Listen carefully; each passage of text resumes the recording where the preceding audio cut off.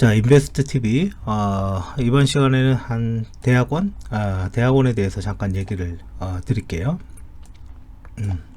이게 뭐 자주 촬영해야 되는데 뭐 유튜브가 저의 뭐 먹고 사는 뭐 그런 건 아니니까 그래서 뭐 안 하게 되네요. 일단은 그래도 시간이 될 때마다 대학원 진학. 자, 일단 대학원 진학이라는 거는 뭐 경제적 여유가 되면 당연히 가는 게 좋죠. 근데 몇 가지 저는 이제 대전제 조건이 있어요. 첫 번째 1번은 취업보다 더 중요한 학교는 없다. 그죠? 뭐 이제 일반 대학원이나 뭐 특수대학원이나 뭐 이렇게 얘기를 하는데 어떤 거가 됐건 취업이 1등이다.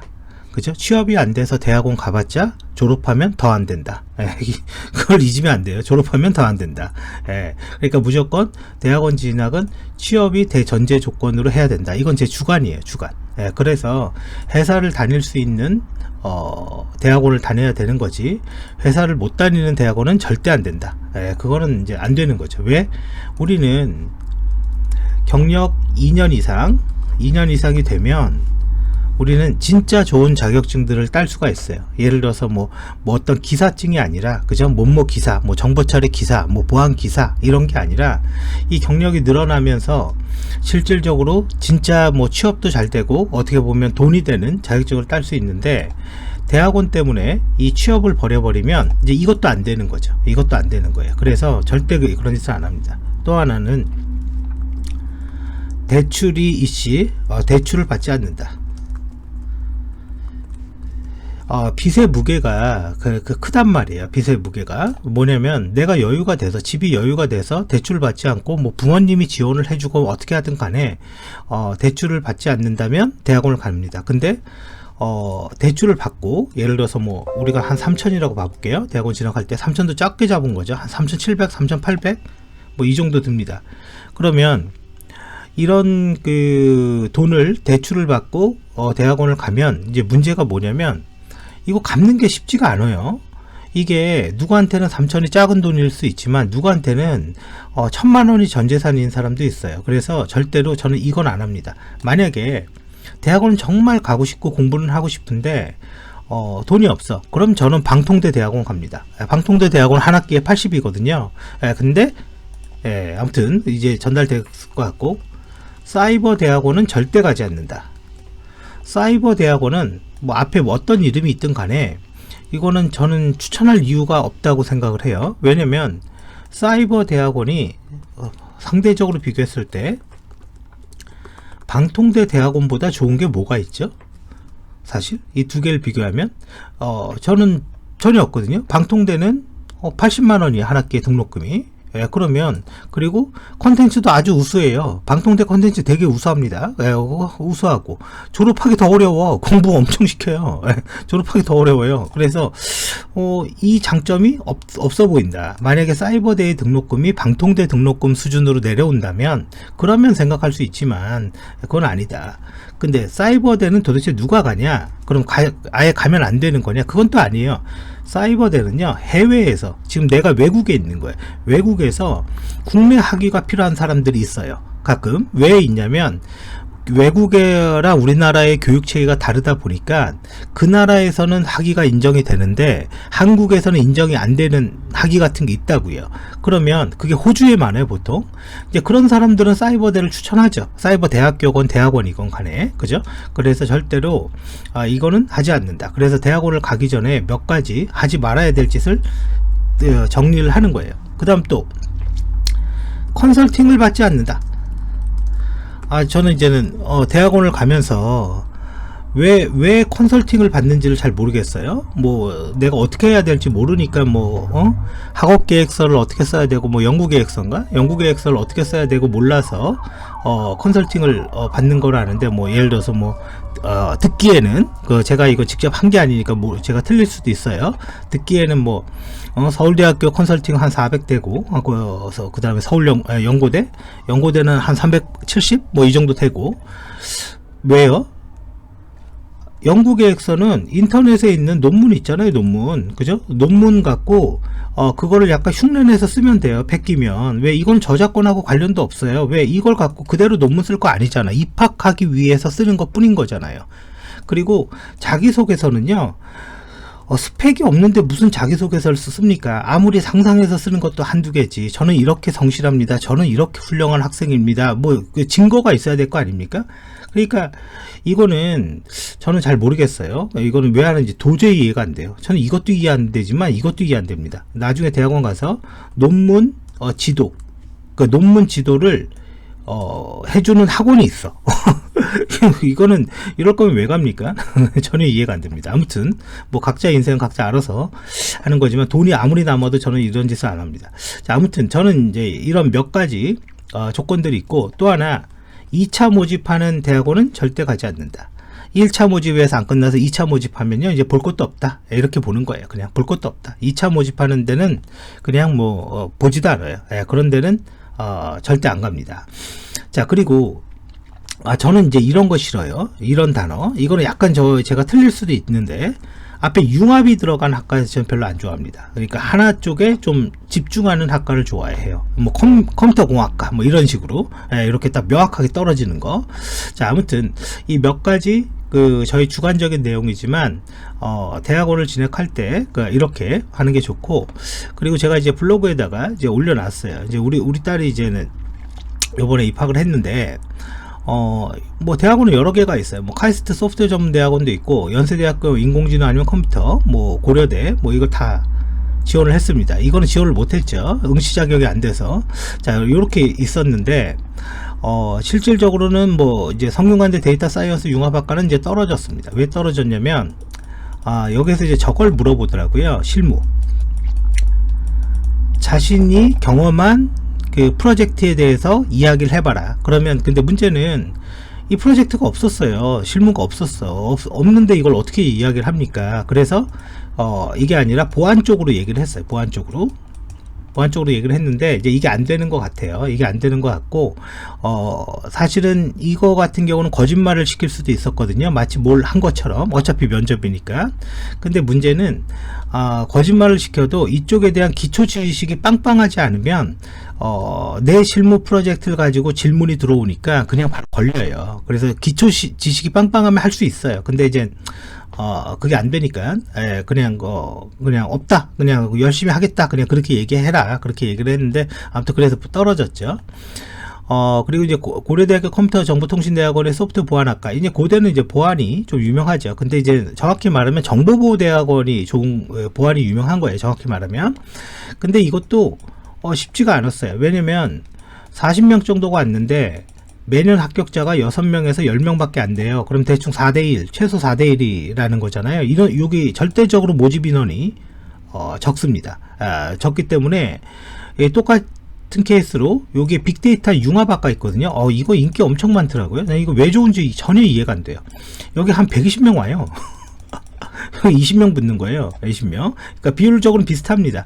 그러니까 이게 지금 인원수를 과별로 안 분하는 거예요. 통합 인원수야 보니까. 안 분하는 건데, 면접 볼 때 이제 대기업 출신들도 굉장히 많이 왔어요. 제가 보니까 뭐 우연치 않게 우리만 그렇게 들어갈 확률은 작거든요. 그래서 뭐 현대 그룹에 다니는 분도 있고, 삼성도 있었고, 뭐 성대도 마찬가지입니다. 성대는 삼성 출신 엄청 많아요. 삼성 출신 엄청 많습니다. 면접에 보면 한 명씩 꼭 들어가 있어요. 그래서 사실은 뭐 기대는 안 했는데 뭐 붙긴 했는데요. 이제 가장 큰 거는 이거 같아요. 전공이 컴퓨터공학과다. 그죠? 이게 가장 컸던 것 같아요. 물론 연대도 마찬가지예요. 전공이 컴퓨터공학과다. 자, 뭐 이게 되니까 이 전공이 좀 되는 사람, 한양대도 마찬가지입니다.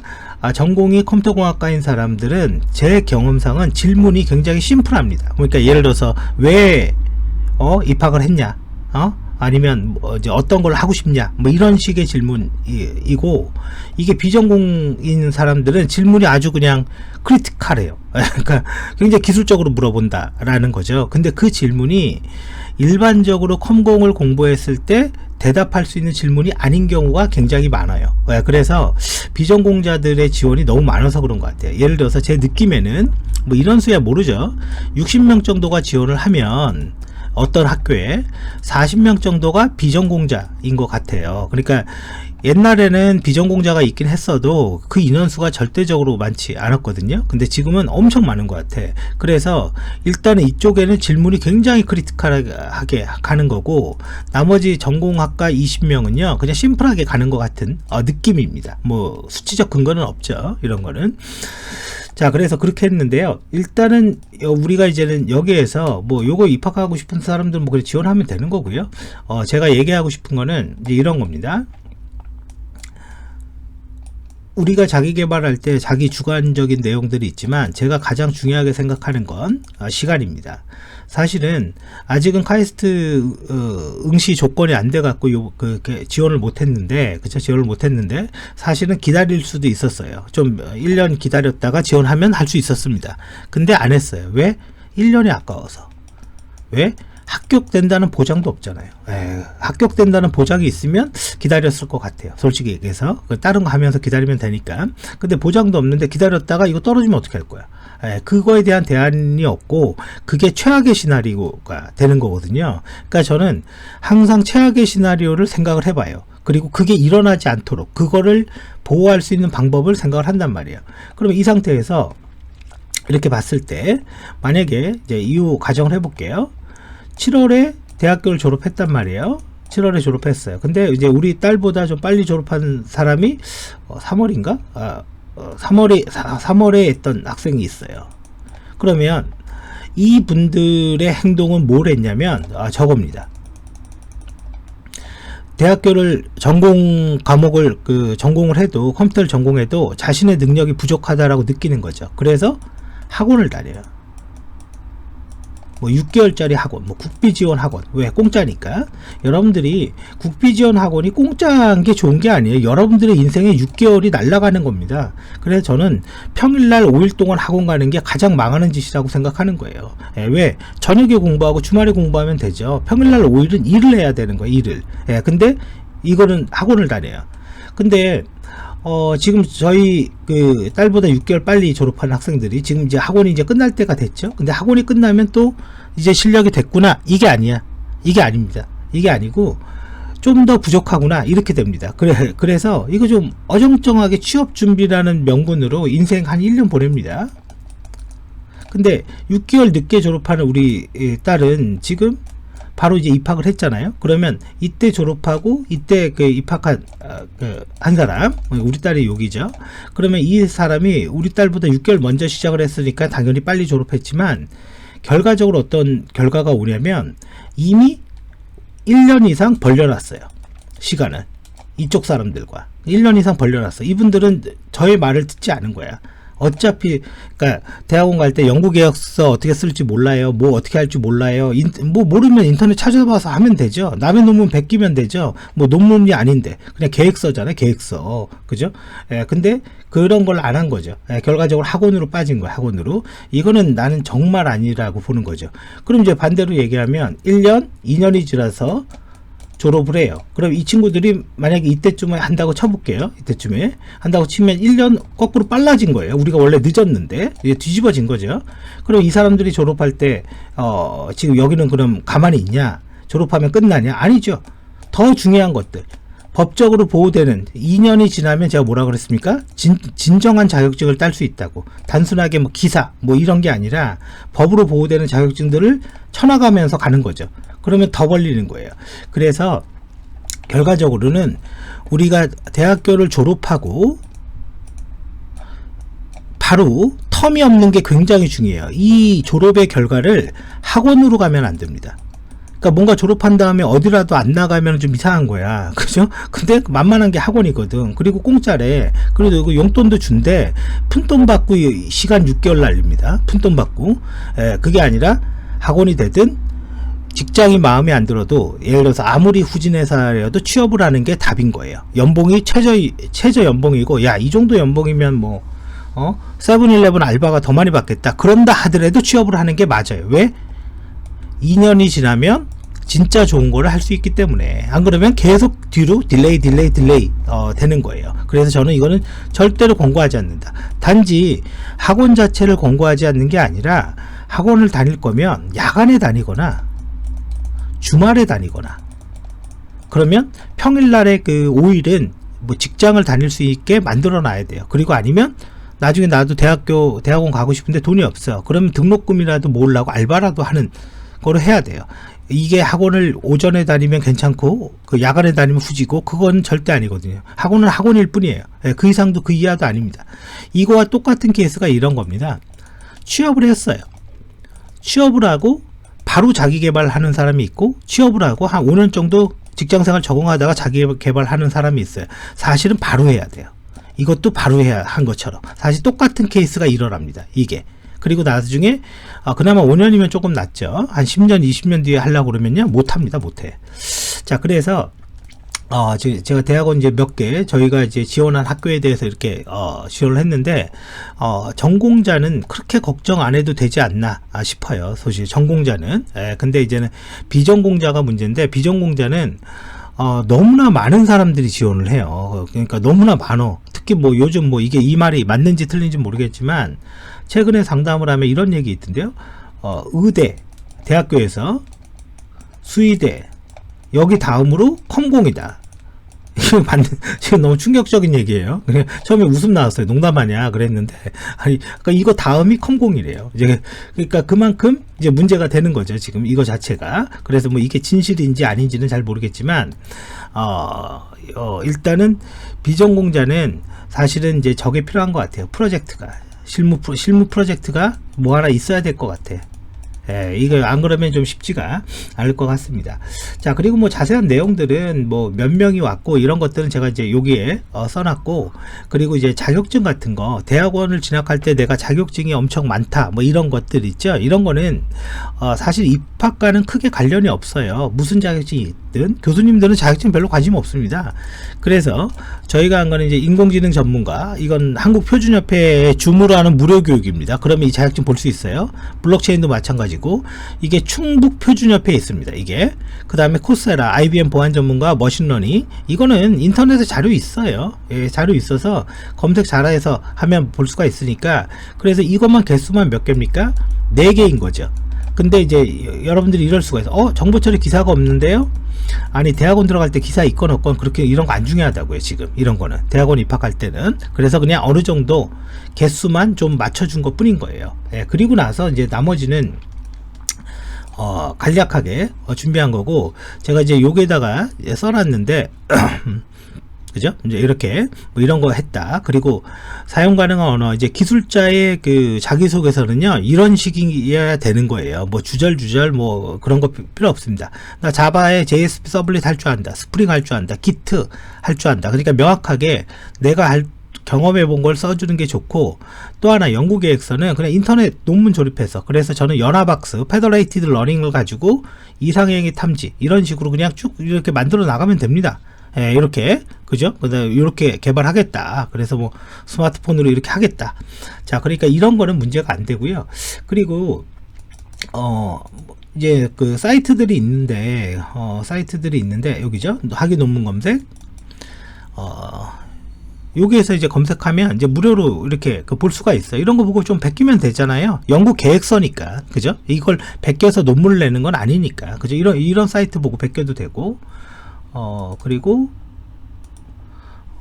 각 그 대학원별로 자신들이 만든 어떤 작품들을 이렇게 인터넷상에 공개를 합니다. 이렇게. 그럼 이런 거 좀 보고 베끼면 되고, 그죠? 그래서 연구 계획서를 쓰는 거는 뭐 크게 문제가 될 게 없다. 그러니까 그런 게 뭐 대단한 것도 아니고, 뭐 그게 뭐 그걸 가지고 평가하는 것도 아니에요. 왜 그래요? 아니, 들어가서 공부해야지 연구 계획서를 쓰죠. 공부도 안 했는데 뭐 어떻게 합니까? 아무튼 여기까지 너무 길어지니까 여기까지 설명을 하겠습니다.